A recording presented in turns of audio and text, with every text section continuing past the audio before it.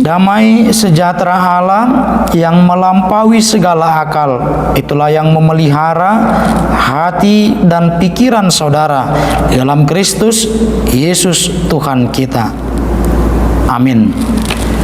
Shalom, saudara kekasih dalam Kristus Yesus Tuhan kita, secara khusus warga jemaat HKBP Pondok Cabe yang sampai hari ini masih beribadah di rumah, tidak bisa mengikuti ibadah yang kita lakukan di gedung gereja.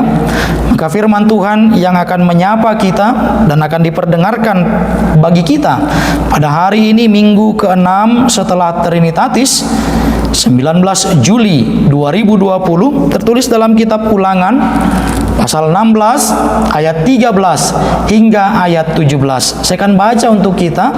Demikian firman Tuhan. Hari raya Pondok Daun haruslah kau rayakan 7 hari lamanya. Apabila engkau selesai mengumpulkan hasil tempat pengirikanmu dan tempat pemerasanmu, haruslah engkau bersukaria pada hari rayamu itu. Engkau ini dan anakmu laki-laki serta anakmu perempuan, hambamu laki-laki dan hambamu perempuan, dan orang Lewi, orang asing, anak yatim dan janda yang di dalam tempatmu. 7 hari lamanya harus engkau mengadakan perayaan bagi Tuhan Allahmu di tempat yang akan dipilih Tuhan. Sebab Tuhan Allahmu akan memberkati engkau dalam segala hasil tanahmu dan dalam segala usahamu, sehingga engkau dapat bersukaria dengan sungguh-sungguh 3 kali setahun. Setiap orang laki-laki di antaramu harus menghadap hadirat Tuhan Allahmu ke tempat yang akan dipilihnya, yakni pada hari raya roti tidak beragi, pada hari raya 7 minggu, dan pada hari raya Pondok Daun. Janganlah ia menghadap hadirat Tuhan dengan tangan hampa, tetapi masing-masing dengan sekadar persembahan sesuai dengan berkat yang diberikan kepadamu oleh Tuhan Allahmu. Demikian pembacaan firman Tuhan. Saudaraku yang kekasih dalam Kristus Yesus Tuhan kita, hati siapa yang tidak senang atau bersuka cita ketika dia mengingat akan kebaikan dan pertolongan Tuhan? Namun respon orang ketika mengingat kebaikan dan pertolongan Tuhan tidak selalu sama. Ada orang yang dengan tulus ketika dia mengingat pertolongan Tuhan dan kebaikan Tuhan, lalu dia mengucap syukur kepada Tuhan.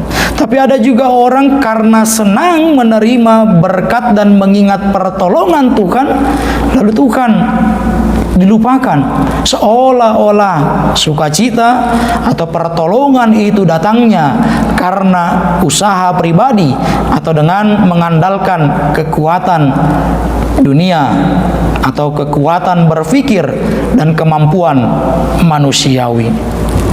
Maka firman Tuhan yang diperdengarkan pada hari ini berbicara tentang bagaimana Allah menyertai, Allah menolong, dan Allah juga senantiasa mengasihi umat pada saat itu.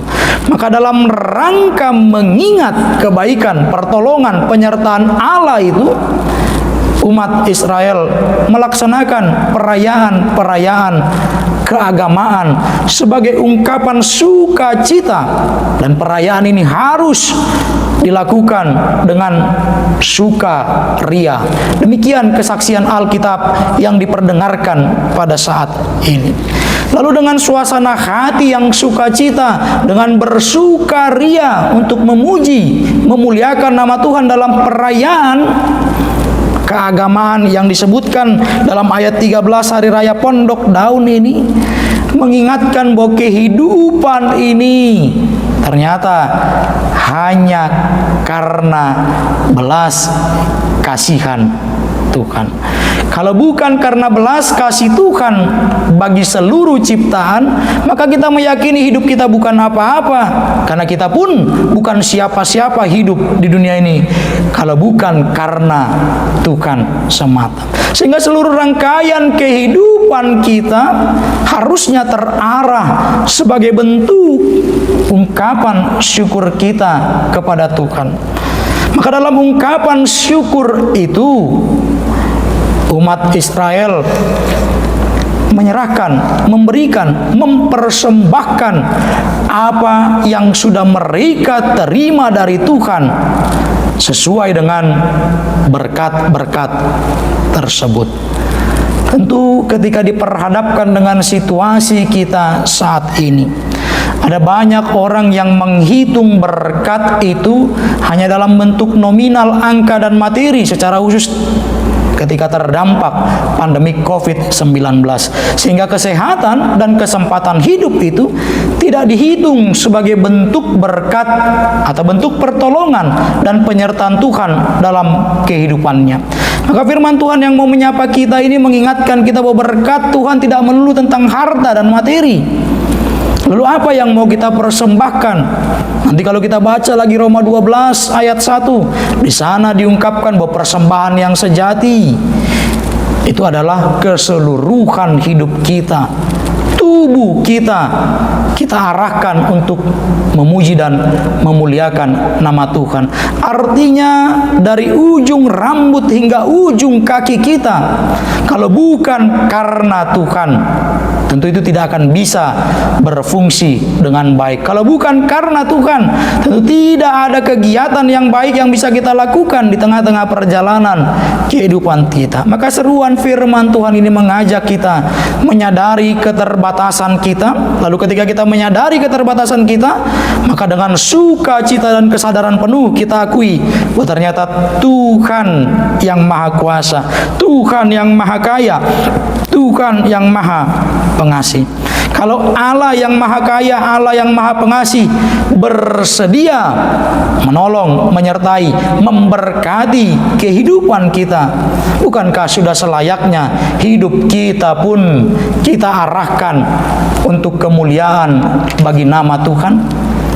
Maka topik minggu kita pada hari Minggu ini berbicara tentang ibadah dan persembahan kepada Tuhan. Ada banyak orang yang alergi ketika diingatkan tentang memberikan persembahan. Seolah-olah gereja hanya berbicara tentang uang, holan nahepeng, nadihatai di huria. Padahal bukan itu hakikatnya. Gereja mau mengingatkan warga jemaat akan pertolongan dan kebaikan Tuhan. Maka ketika kita mengingat pertolongan dan kebaikan Tuhan itu dengan sukacita, dengan kerelaan hati, dengan kesungguhan, kita menyampaikan persembahan kita bukan dalam rangka untuk menyogok tanda kutip Tuhan, memenuhi keinginan kita, atau bukan dalam rangka untuk membuat Tuhan hanya senang semata saja dengan semua persembahan kita.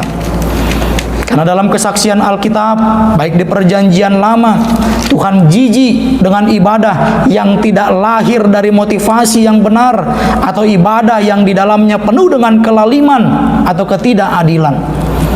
Lalu sudah selayaknya ibadah ini kita arahkan betul-betul menempatkan Tuhan pada tempat yang paling penting, pada posisi yang paling utama yang menahkodai perjalanan kehidupan ini. Karena hanya dengan menempatkan Tuhan di tempat yang paling utama, di tempat yang paling mulia, maka dengan keterbatasan kita ditolong oleh Tuhan.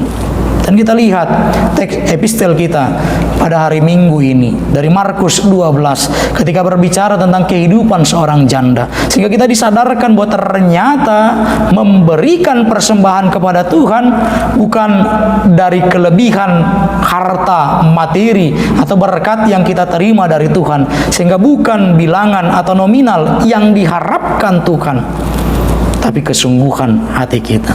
Sehingga ketika kita beribadah, sudahkah kita bersungguh-sungguh memusatkan hati dan pikiran kita kepada Tuhan? Atau jangan-jangan ibadah kita adalah ibadah formalitas, ketemu hari Minggu lalu beribadah supaya orang anggap kita sangat religi, atau kita mematuhi sebagai bentuk formalitas, rutinitas sebagai orang Kristen. Bukan demikian adanya. Karena ibadah yang lahir dari rasa syukur, ibadah yang berangkat dari kesadaran akan kuasa Tuhan, menolong kita untuk menyadari bahwa berkat Tuhan ternyata berkelimpahan dalam kehidupan kita. Dan kita berdoa, Tuhan menolong kita melewati pandemi COVID-19 di masa-masa tatanan hidup normal dengan cara baru. Kita ditolong Tuhan berhikmat untuk boleh tetap waspada. Tuhan Yesus memberkati kita. Amin. Kita berdoa. Terima kasih Tuhan Yesus, kami sudah mendengar kebenaran firman Tuhan. Melalui hidup kami mau pusatkan seluruhnya untuk memuji dan memuliakan nama Tuhan. Dan kami bersyukur untuk pertolongan Tuhan yang memampukan kami melewati setiap detik dari kehidupan kami. Sehingga dengan kesehatan, dengan nafas kehidupan, kami yakin kami boleh menjadi saksi Tuhan di tengah-tengah lingkungan sekitar kami.